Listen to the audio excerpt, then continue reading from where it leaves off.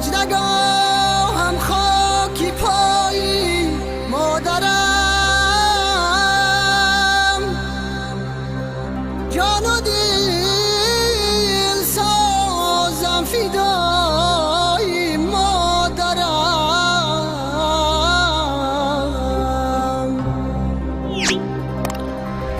خانه و با مادرم گل میکنم،